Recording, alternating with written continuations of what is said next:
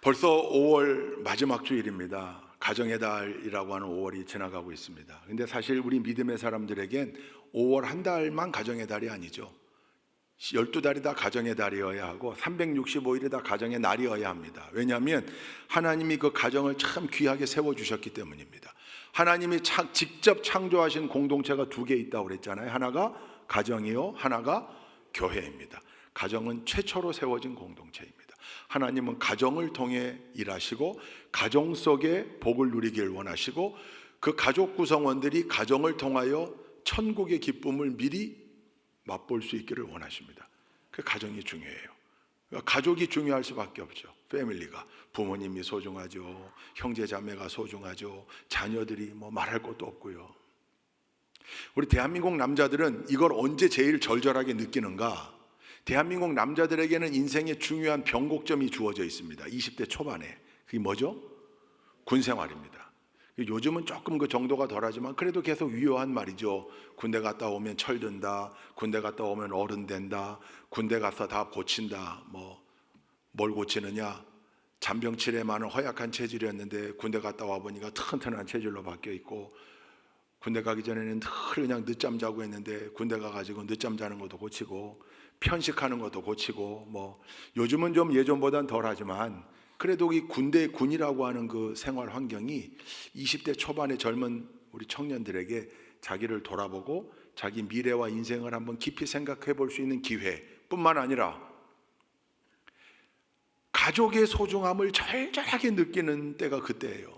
특히 부모님, 군에 들어오잖아요. 전부 효자예요. 신병들 힘들 때도 이렇게 만나서 이야기하다 보면 자기도 좀 코가 석자지만 어머니 허리 디스크 수술이 내일 모레인데 목사님 기도해 주세요. 아버지가 제가 군에 오기 2달 전에 사업이 잘못돼 가지고 너무 고통을 겪고 있는데 아버지 생각하면 눈물 나요. 이러면서 다 효자예요. 가족의 소중함을 아는 거죠. 부모의 소중함을. 그래서 여러분 다 경험하셨을 텐데 신교대에서 유격 한 주 받잖아요. 그러면 그 유격 훈련 PT 체조 하느라 그냥 맨날 땅바닥에 뒹구르고 그러다가 가쁜 숨을 몰아쉴 때 그냥 탁 PT 8번 시켜요. 8번이 그 온몸 비틀기 다 진흙바닥에 뉘어놓고 다리를 들고 이게 삑삑삑 이게 근데 이 박자에 맞춰서 이게 하는 게 쉽지 않아요. 허리가 끊어지는 것 같고 배 근육 당기고 박자 안 맞으면 옆에 와서 막 발로 차고 그러니까 막 그냥 신음소리를 내가면서 그거 한 30개 50개 이렇게 하고 나면 다들 누워가지고 헉헉거리죠. 그때 꼭 그 조교가 하는 멘트가 있어요. 올빼미 전원 하늘을 봅니다. 하늘 보고 있어 이미. 근데 하늘을 봅니다. 구름을 보십시오. 구름이 꼭 있어야 돼 그때. 근데 없어도 하여튼 구름이라고 생각해. 구름을 보십시오. 흘러가는 저 구름 속에 사랑하는 어머니의 모습을 그려봅니다. 그럼 벌써 어머니의 모습을 그려봅니다. 그때 벌써 이건 전자동 오토매틱 시스템이에요. 어머니, 우리 집안을 위해 가족들을 위해 수고하시는 가장 아버지를 그려봅니다. 그래놓고 꼭 노래시켜요. 그게 어머니 마음이에요. 나 실제 괴로움 다 잊으시고, 여기까지 불렀는데 눈물이 안 나면 인간이 아니에요. 다 흑흑거리면서 노래 부르고 그냥 눈물이 흐르는 정도가 아니라 이럴 정도로 통곡을 하는 친구들이 있죠. 눈물 나게 돼 있어요. 어머님의 은혜는 가히 없어라. 다 울면서.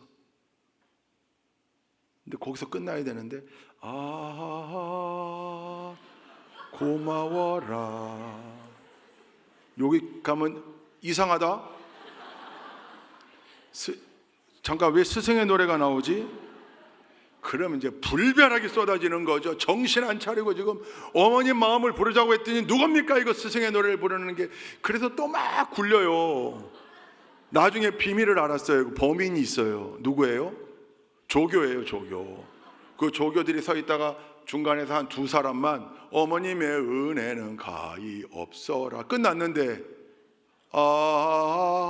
조교가 그것만 해요. 다 따라가는 거예요. 거기로 고마워라. 그리고 이상함을 느껴요. 잠깐만, 스승은 아닌데 이게 지금. 그러면 그냥 또 거기서 그러면서 또 배워요. 그 훌륭한 조교들은 이것까지 얘기해요. 인생의 지혜. 여러분, 멈춰서야 할 때 멈춰야 합니다. 왜 계속 가는 겁니까? 그것도 엉뚱한 길로 멈춰야 합니다. 막 똑똑한 친구들은 거기까지 얘기해. 그렇죠. 인생의 지혜죠. 사람이 서야 할 때 서지 못해서 문제가 생겨요. 거기까지는 괜찮은데 그럼 거기서 서야 되는데 더 가는 바람에 문제가 생겨요. 그래서 멈춰야 할 땐 멈춰야 되는 거죠. 근데 반대도 인생의 지혜예요. 더 가야 돼요. 멈추지 말아야 돼요. 근데 바보처럼 거기 멈춰 서는 그것도 어리석은 일이에요. 가야 할 때는 계속 가야죠. Keep going. 계속 가는 거야. 더 가. 멈추지 말고 스탑하지 마. 계속 가. 이게 지혜잖아요. 인생의 지혜. 멈춰야 할 때는 멈추고 계속 가야 할 땐 계속 가야 하는 거예요. 여러분, 신앙생활은 멈춰야 되는 순간이 있을까요? 계속 가야 되는 걸까요? 신앙생활의 영역에 있어서는, 신앙생활을 하면서 세상의 것들은 스탑해야 되는 게 많죠. 스탑. 거기서 그만. 죄악의 자리로 가기 전에 거기서 그만. 그것이 죄가 되기 전에 거기서 그만. 누구를 미워했던 감정도 자꾸 증폭시키지 말고 그 정도에서 그만. 더 가면 죄 짓는 거야. 누구 흉을 보는 것도 그저 흉 보는 정도일 수는 있지만 거기서 더 가면 죄가 돼. 스탑. 근데 신앙생활의 영역에 있어서는요, 스탑이 없어요. 언제까지? 천국 가는 그날까지 계속 가야 되는 거예요. Keep going. 계속 걸어가야 되는 거예요. 저 본향을 향하여, 천국을 향하여. 근데 자꾸 사탄은 와서 속삭여요. 그만 가. 거기서 서. 그 정도만 해. 신앙생활의 성숙과 성장은요, 멈춰 서는 부분이 없어요. 크리스찬의 완전이라고 하는 것은요, 천국 가는 그날까지 계속 가야 되는 거예요. 근데 그냥 그쯤에서 멈춰 서기를 원하는 현대 크리스찬들이 너무 많다는 거예요. 신앙생활 더 깊게 하면 피곤해. 깊게 임발바하면 피곤해. 자꾸 뭘 기대하잖아. 그러니까 요 정도만 해. 주일 예배 정도 지내고 주일 예배 정도 드리고 가끔 특별 행사 참석하고 가끔 헌금 해주고. 여러분, 헌금 해주고가 이게 말이 되는 표현입니까? 이건 정말 불경스러운 표현이죠. 헌금을 해주고라니요. 하나님께 드리는 거예요. 봉헌이에요. 그러니까 봉헌물을 그저 회비로 생각하고 예산으로 생각하고 재정으로 생각하고 펀드로 생각하니까 내가 그냥 해줄게. 헌금 해줄게. 교회 재정이 좀 부족해? 내가 헌금 해줄게. 이런 말도 안 되는 표현을 하는 거죠. 신앙생활이 전혀 성숙되지 못해서 그래요. 신앙의 수준이 성장하지 못해서 그래요. 왜? 거기서 멈췄거든요. 성장이 거기서 멈췄거든. 자기가 멈추기를 원했거든. 자기는 잘하기를 거부하거든요. 그게 지혜인 줄 알아요. 천만의 말씀 만만의 공덕이죠. 거기서는 진정한 신앙생활의 진수를, 신비를 느낄 수가 없어요. 체험할 수가 없어요. 그러니까 신앙생활은 계속 가야 되는 거예요. 끝까지 가는 거예요. 멈춰서면 안 되는 거예요. 오늘 우리가 읽은 창세기 본문, 아브라함의 중요한 사건 아닙니까? 아브라함이 지금 소돔성을 위하여, 소돔성을 하나님이 멸하시겠다는 계획을 아브라함에게 들려줘요. 그러니까 아브라함이 안 된다는 거, 하나님 안 됩니다. 소돔성 안 됩니다. 용서해 주십시오. 구원해 주십시오. 그러면서 지금 아브라함이 하나님께 뭐라고 이야기했냐면, 하나님, 혹시 거기 의인들이 살고 있으면 어쩝니까? 그 의인들을 대부분의 악한 사람들 때문에 같이 쓸어버린다면 이거는 하나님에게 맞지 않는 일 아닙니까? 그러면서 해놓은 말이, 의인 50명이 있으면 그래도 멸하시겠습니까? 이렇게 시작했어요. 지금 아브라함이 하나님께 계속 요청하고 있어요. 그리고 하나님은 그 아브라함의 요청을 들으시고 답을 주고 계세요. 여러분, 이게 대화죠. 이게 컨버세이션, 다이얼로그, 대화잖아요. 스피리추얼 컨버세이션이 뭐예요? 영적 대화. 스피리추얼, 하나님과의 영적 대화가 뭡니까? 그게 기도죠. 하나님께 기도하고 하나님은 늘 우리의 기도를 듣고 계신다. 그리고 그 기도에 우리에게 응답하신다. 지금 아브라함이 기도하고 있는데 기도의 내용을 보니까 자기를 위한 기도가 아니에요. 그래서 우리는 이런 기도를 무슨 기도라고 해요? 중보기도. 옛날 성경에 보면 도고, 하나님께 남을 위하여 아뢰는 것. 지금 아브라함이 그렇게 하고 있는 거예요. 50부터 시작했어요. 50명이 있어도 멸하시겠습니까? 아니, 50명 있으면 용서할게. 생각해보니까 50명, 여러분 소돔과 고모라의 죄악이 얼마나 컸는지 알잖아요. 안 될 것 같아요. 그래서 몇 명을 다시 제안해요? 45명. 50에 5을 좀 감해해서 45명이어도 그래, 그래도 내가 용서할게. 안 될 것 같아. 몇 명? 40명. 하나님이 또 들어주셨어요. 생각해보니까 40도 너무 무리야. 그 다음부터 10명씩 줄이기 시작해. 30명, 20명, 10명. 여러분, 아브라함이 몇 번 하나님께 요청한 거예요? 묘하게 이게 6번에서 스탑해요. 나만 장군이 요단강에 몇 번 씻어야 됐다고요? 7번 씻어야 됐다고요. 비를 기다리던 엘리야가 몇 번 가서 확인했냐면 7번 확인했습니다. 손바닥만한 구름이 나오기까지 7번. 물론 이게 단순히 숫자의 문제는 아닐 겁니다. 근데 이 숫자가 뜻하는 게 의미하는 바가 분명합니다. 왜 멈춰야 했는가? 10명? 아마도 아브라함은 염치가 없어서 내가 어떻게 더 이상 줄이나? 10명 정도. 왜? 하나님께 50부터 시작했는데 지금 계속 줄여왔잖아요. 근데 왜 스탑했어야 될까요? 하나님의 자비하심과 사랑하심과 인내하심이 10명에서 바닥났습니까? 혹시 계속해서 요구를 바꾸는 아브라함을 꾸짖었습니까? 성경에 보면? 아니요. 하나님은 그저 요구하는 대로 들으시고 답을 줬을 뿐이에요. 근데 아브라함이 멈췄어요. 안타까워요. 10명에서 멈췄어요. 소돔엔 의인 10명이 없었습니다. 결국 소돔성은 멸망합니다.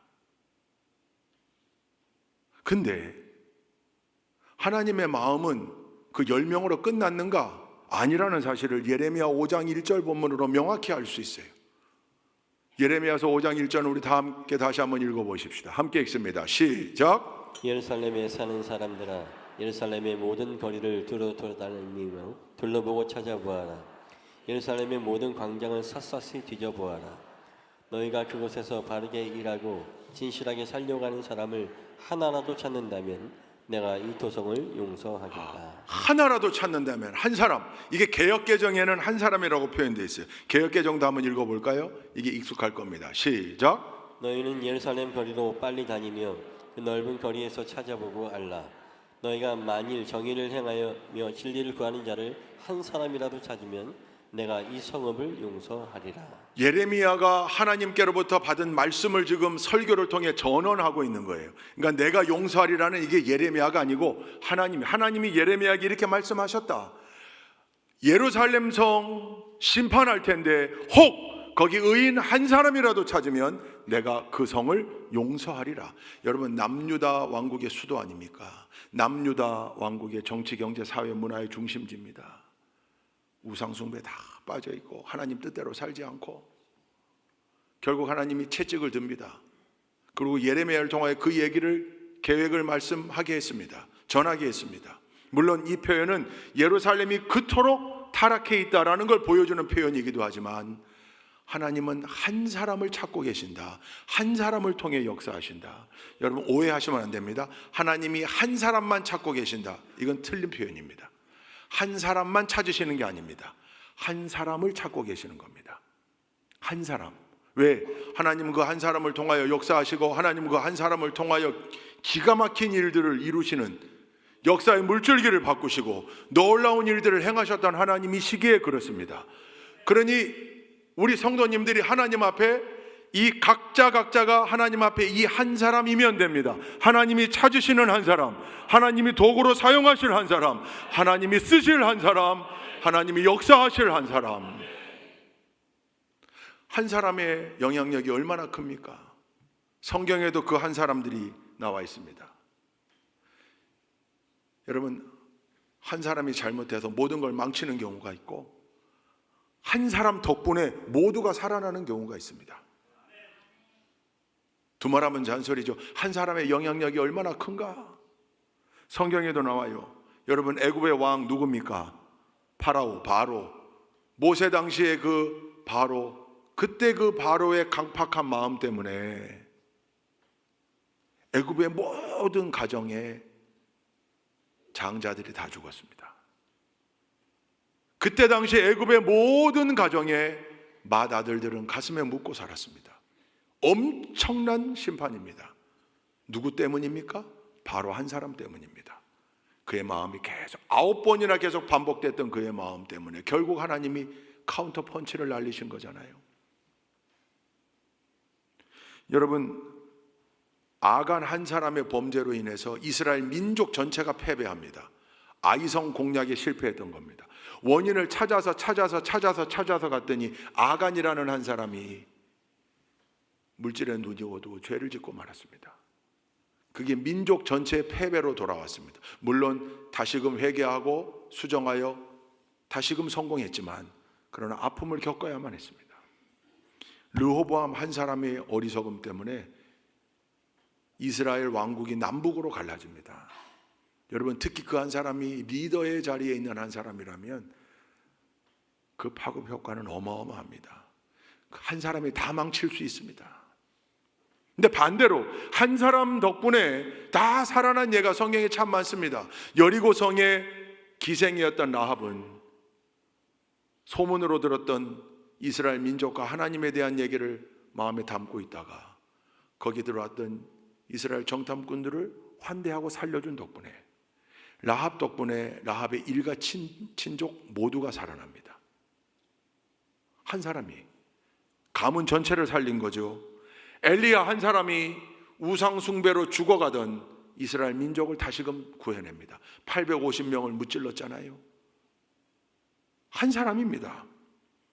일사가고 죽음을 불사한 에스더 한 사람의 각오가 페르시아 지역의 온 유대 민족의 멸절을 막아냅니다. 다 죽을 뻔했는데 살려내는 거죠. 구원해낸 거예요. 한 사람이에요. 한 사람. 한 소년의 도시락에서 500여의 기적이 출발했고, 바울 한 사람의 회심을 통하여 모든 이방인들에게 복음이 전해지는 놀라운 역사가 있었습니다. 그리고 빼놓을 수 없는 한 사람, 누굽니까? 그분이 예수 그리스도, 그 한 분의 십자가 대속의 죽음이 온 인류를 살려냈습니다. 하나님은 지금 그 한 사람을 찾고 계시고 우리가 그 한 사람 되어야 합니다. 가족을 살릴 한 사람, 가문을 살릴 한 사람, 지역 사회를 살릴 한 사람, 나라와 민족과 세계 열방을 구원할 한 사람. 여러분, 오늘은 부활절 6번째 주일이면서 웨슬리 회심 기념 주일이기도 합니다.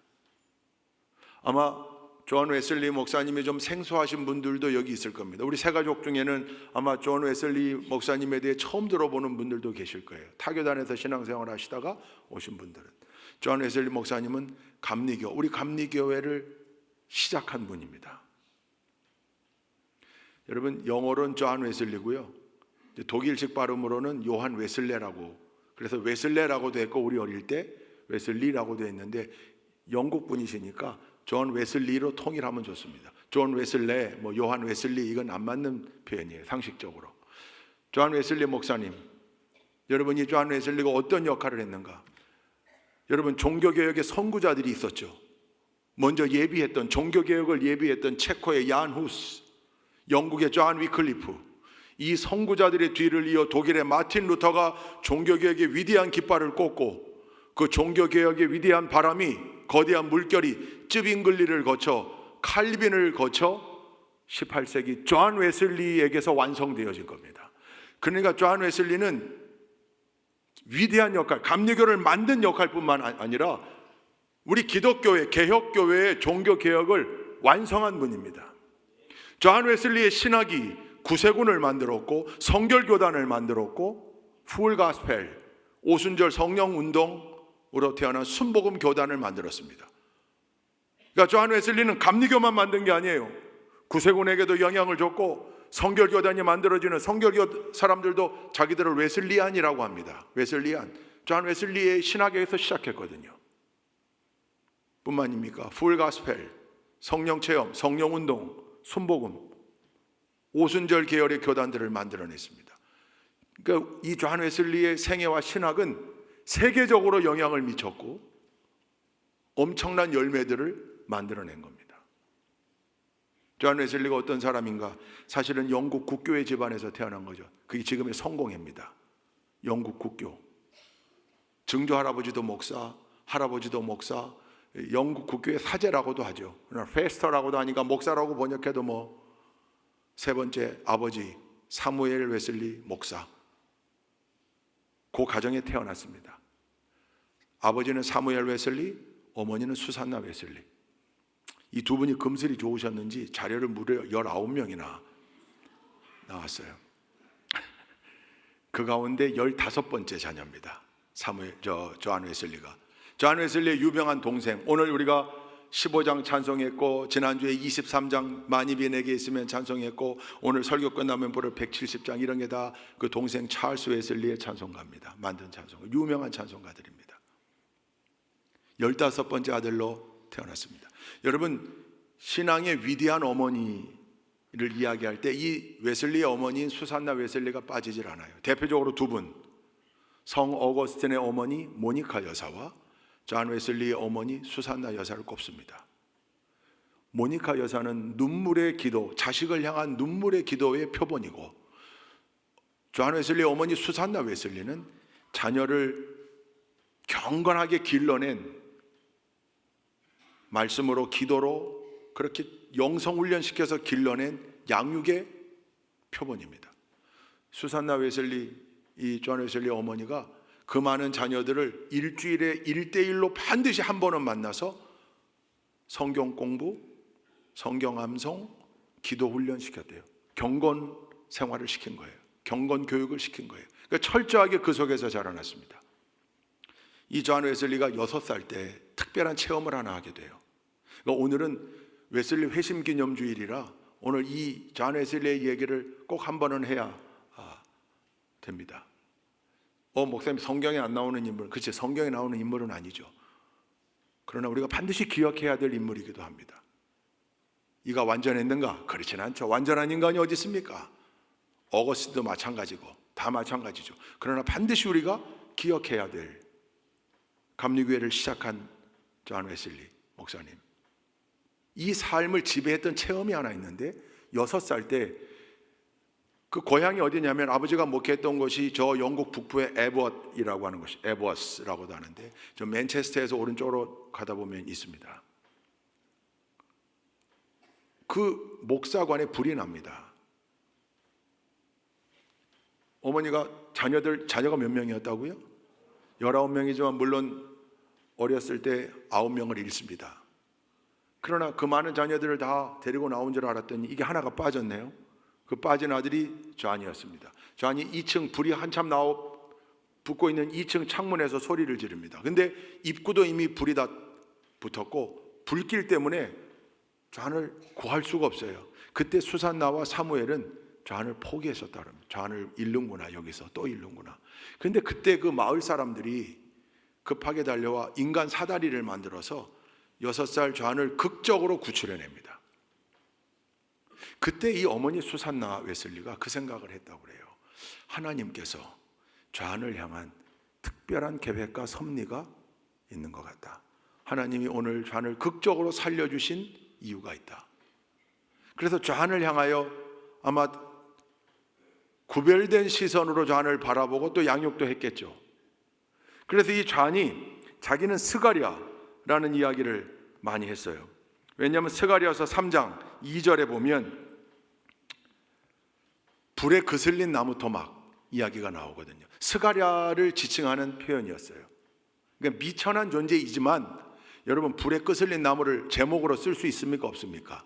불에 타다 남은 나무는 제목이 되지 못합니다. 근데 하나님이 함께 하시면 불에 타다 남은 그 나무도 위대한 기둥이 될 수 있다. 할렐루야. 그 생각을 가지고 어려서부터 구별된 마음으로 자라나다가 17세에 옥스퍼드에 진학합니다. 옥스퍼드에 진학해서 고전을 많이 읽고 공부합니다. 성경을 읽고, 그리고 늘 지금 증조 할아버지, 할아버지, 아버지가 목사잖아요. 그 아들이잖아요. 늘 나는 구별되게 살아야 되는데 이 생각을 가지고 있으면서 옥스퍼드에 진학해서 기독교 고전을 읽어가며 영향을 받아요. 토마스 아켄피스의 그리스도를 본받아, 이런 책들. 그래서 철저하게 살아가려고 노력합니다. 금욕하고요, 경건 생활에 힘쓰고. 그때만 해도 산업혁명의 막 광풍 속에 엄청난 쾌락의 광풍이 영국을 뒤덮을 때예요. 영국의 25%가 펍이라고 그랬어요. 술집.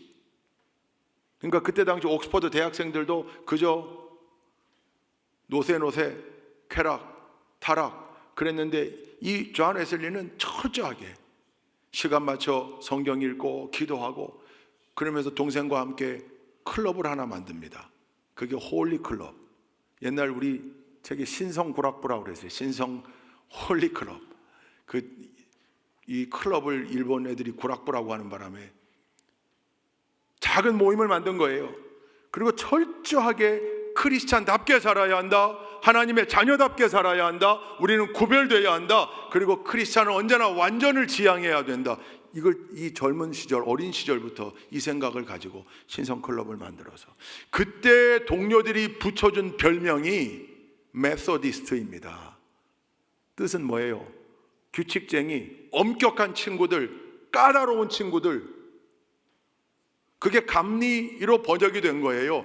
메소디스트, 철저한 친구들, 까다로운 친구들. 안디옥 교회에서 그리스도인이라고 하는 별명, 주변 사람들이 조롱조로 붙인 건데 그게 우리 그리스도인들의 정체성이 되잖아요. 마찬가지예요. 감리교회 시작했던 존 웨슬리 형제와 그때 당시 함께 했던 사람들을 조롱하는 내용으로 붙였던 메소디스트가 오늘날 우리 감리교회 교회 이름이 된 겁니다. 그게 이제 우리에겐 자랑스러운 별명이 된 거죠. 할렐루야. 목사 안수를 받습니다. 1728년에 옥스퍼드 대학에서 신학을 전공하고 조상들을 따라 할아버지, 아버지를 따라 목사가 되기로 결심하고 안수를 받고 영국 국교회에 안수입니다. 사제 안수를 받은 거죠. 그리고 아버지가 목회하는 에버스로 가서 아버지 목회를 돕습니다. 아버지 목회를 돕다가 미국 조지아주에 청빙을 받습니다. 영국에서 넘어간 이민자들이 거기 신앙생활하고 있고 청교도의 후예들이라고 자부하는, 그리고 아메리칸 인디언들, 원주민들을 향한 선교가 필요하다고 해서 미국을 건너갑니다. 건너가던 배 안에서 또 하나의 체험을 하게 됩니다. 배가 폭풍을 만나 파손되기 직전까지 이르렀을 때 엄청난 공포 속에 두려워 떨던 웨슬리의 눈에 이상한 무리가 하나 들어옵니다. 전혀 떨지 않습니다. 얼굴이 평안합니다. 그리고 심지어 그 아비규환의 상황에서도 모여서 찬송을 했습니다. 알아봤더니 모라비안 교도들이었습니다. 엄격하게 성경을 읽고 신앙훈련 받았던 모라비안 교도들. 그들에게 묻습니다. 당신들은 무섭지 않았습니까? 아니요. 우리가 주님을 믿는데 왜 무서워해야 합니까? 혹 배가 파손된다면 천국에 가 주님을 만날 터이요, 안전하게 도착한다면 미국으로 갈 터이니 우리에겐 평안이 있습니다. 큰 도전을 받습니다. 난 목사인데, 난 사제인데, 내가 철저하게 훈련하면서 경건에 힘썼는데 그런데도 내겐 왜 저런 평안이 없단 말인가? 자극을 받죠. 그리고 미국에서의 2년 동안의 목회와 선교는 완전 실패합니다.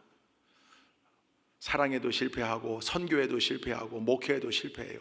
아주 밑바닥을 경험합니다. 그리고 다시 돌아옵니다. 실패한 목사로 돌아옵니다. 영국으로. 그때 머릿속에 들었던 2년 전 배 타고 갈 때 만났던 모라비안 교도들. 그래서 모라비안 교를 찾습니다. 교도를. 그때 모라비안 목회자였던 피터 보일러를 만납니다.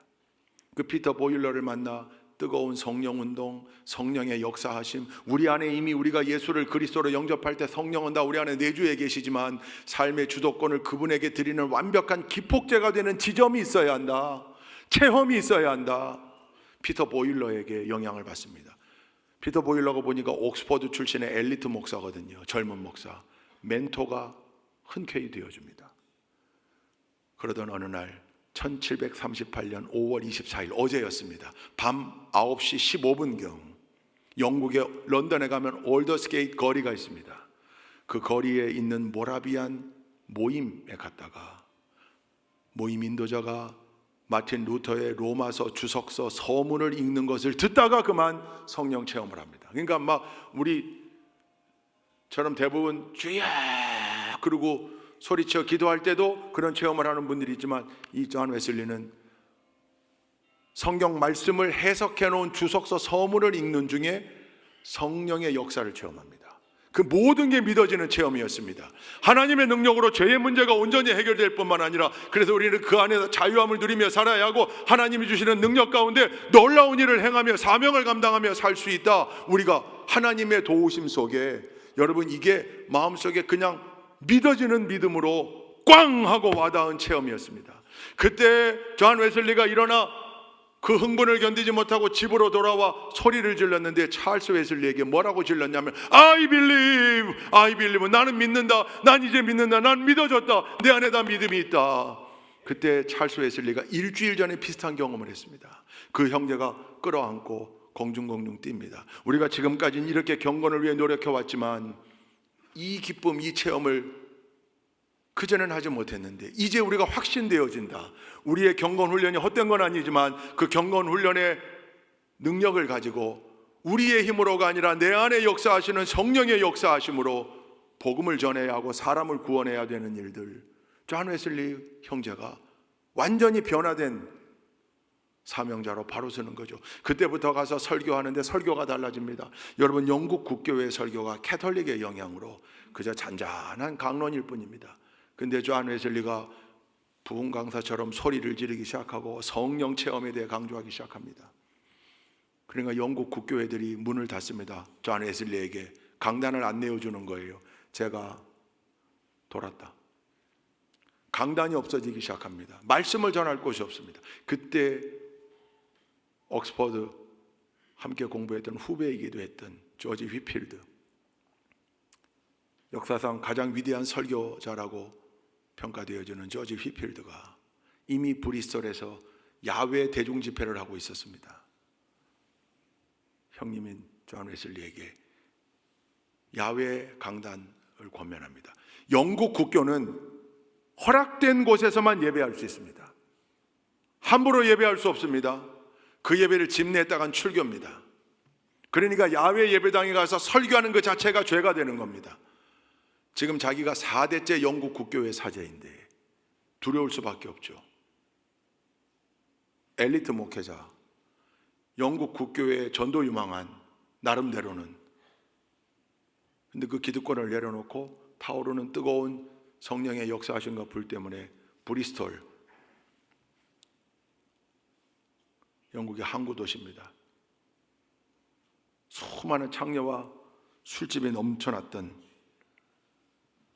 그 브리스톨에 가서 최초로 야외 설교를 합니다. 그게 1739년 4월 2일 브리스톨에서 오후 4시였습니다. 성경 본문이 이사야서 61장 1절에서 3절, 첫 야외 예배 설교 본문입니다. 시간 관계상 본문 읽지 않겠습니다. 이 말씀이 웨슬리에게 꼭 맞는 말씀이었습니다. 웨슬리가 여기 사용되어집니다. 그때부터요 웨슬리의 불을 끌 수가 없었습니다. 웨슬리는 그래서 늘 말을 타고 다녔습니다. 지금도 웨슬리의 모든 동상은 거의 다 말 탄 웨슬리의 모습을 동상으로 만들어놨습니다. 왜 그렇습니까? 말을 타고 엄청난 거리를 이동해 가며 복음을 전했기 때문입니다. 18세기 사도 바울이라고 칭함받습니다. 결국 영국 국교회에서 출교당합니다. 웨슬리와 함께했던 많은 사람들이 메소디스트라고 하는 조롱 섞인 표현이었지만 그러나 그대로 따라가기로 합니다. 웨슬리가 1739년도 이제 내가 말을 타고 전국을 다니며 복음을 전해야 되겠노라 결심하면서 썼던 글 가운데 나오는 문구가 우리 감리교의 유명한 문구입니다. The world is my parish. 세계는 나의 교구다. 전 세계가 내가 활동할 지역이다. 복음을 전하는 일에 한계가 없다. 어디서든 내가 복음을 전한다. 여러분, 존 웨슬리가 18세기 영적으로 타락해 갔던 영국을 살려냅니다. 이때 존 웨슬리가 했던 엄청난 대중집회의 바람이 18세기 대중집회를 성령 집회를 주도했던 존 웨슬리의 영향을 받아 19세기의 D.L. 무디의 대중 집회, 성령 집회, 대규모 집회로 이어졌고, 그게 20세기 빌리 그레엄의 집회로 이어집니다. 존 웨슬리는 복음을 전하는 일에 목숨을 걸었습니다. 70세까지 말을 타고 다니며 복음을 전했고, 70세부터 마차를 탔다고 그래요. 88세에 죽을 때 찬송으로 유언했습니다. 존 웨슬리는 새로운 바람으로 감리교회를 만들었을 뿐만 아니라 분명한 신학을 세웁니다. 깔뱅의 예정론, 칼빈의 예정론에 허점이 있어요. 은혜로 구원받는 거 다 맞는데, 다 동의하는데, 그런데 그 하나님의 은혜, 예정의 은혜가 특정된 사람들이 있으니 그 사람들에게, 그러니 전도하지 않는 겁니다. 왜? 내가 전도한들 예정 안 된 사람이면 안 되고, 예정된 사람이라면 내가 전도하지 않아도 깔뱅 예정론에 패해겠죠. 존 웨슬리가 아니다. 여기에 우리에게 주신 자유의지가 있다. 하나님의 먼저 선제된 은총, 은혜가 있지만 거기 인간의 자유의지가 함께 가야 한다. 그래서 인간이 하나님 주신 자유의지를 가지고, 우리 안에 하나님이 코딩해 놓으신 그 남은 의지를 가지고 내가 아멘 해야 구원받을 수 있고, 성화 성결을 위하여 완전해질 수 있다는 믿음을 가지고 끝까지 최선 다해야 된다. 여러분, 이 신학이 어마어마하게 영향을 미쳐서 구세군 성결교단 풀가스펠 만들어낸 겁니다. 존 웨슬리는 영국을 살린 위대한 영적 지도자였을 뿐만 아니라, 첫째, 18세기 사도 바울 복음지 전도왕이었고 복음을 전했던 사람이요. 전도를 빼놓을 수 없습니다. 감리교 후예들인 우리가 그래서 전도 빼놓고 설명할 수가 없습니다. 두 번째, 사회복음화, 사회구원을 위한 사회운동가였습니다. 병원, 교육, 각종 사회활동, 그래서 감리교가 이거 잘하는 겁니다. 앞장섰던 겁니다. 존 웨슬리가 그렇게 했습니다. 세 번째, 소그룹 운동의 선구자입니다. 밴드를 만들었습니다. 그걸 번역한 게 속입니다. 속, 한 묶음, 한 속, 속회, 소그룹. 존 웨슬리의 소그룹, 밴드로부터 모든 교단의 소그룹이 시작된 겁니다. 넷째, 중요합니다. 평신도 지도자들을 세운 선구자였습니다. 목회자들만 가지고는 안 된다. 유능한 평신도들을 세우자. 여러분, 이 설교자의 자리, 사제들이 아니면, 목회자가 아니면 감히, 근데 존 웨슬리는 과감하게 유능한 평신도들을 세워서 설교하게 했습니다. 그 중에 대표되는 사람이 프랜시스 에즈베리입니다. 이 에즈베리가 26살의 나이로 미국으로 파송돼서 미국 감리교회를 주도하고 결국 학교를 세운 게 에즈베리 신학대학. 그게 재작년인가요? 에즈베리 부흥으로 올라왔던 그 에즈베리 학교입니다. 그 프랜시스 에즈베리 평신도였어요. 나중에 미국의 감독이 되긴 합니다만 평신도 지도자들을 세운 선각자였습니다. 그리고 다섯 번째, 위대한 신학자 칼뱅의 예정론의 허점을 다 보완하고 메워서 모두에게, 만인구원론, 모두에게 열려있는, 그러나 인간의 자유의지, 우리의 아멘이 얼마나 중요한가, 이것을 해결한 위대한 신학자였습니다. 이외에도 존 웨슬리에 대하여 우리가 나눌 게 참 많습니다.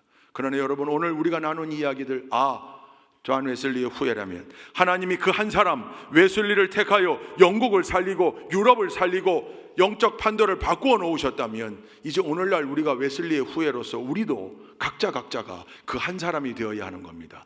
그 가운데 1번, 복음주의 전도자, 전도왕, 웨슬리를 통하여 구원받은 수많은 사람들이 있었습니다. 오늘 들어오실 때 새로운 그래프를 하나 보셨죠? 거기 빈칸인 속회는 빨리 회개하시고 붙여 올라가야 합니다. 여러분, 이건 누굴 보여주기 위한 것도 아니고 잠시 하다 말 것도 아닙니다. 천국 가는 그날까지 우리가 늘 해야 하는 겁니다. 왜?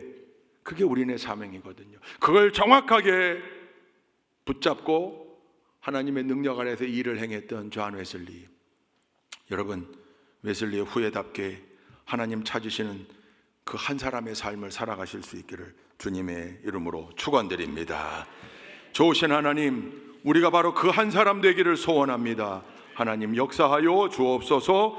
예수 그리스도의 이름으로 기도 올리옵나이다. 아멘.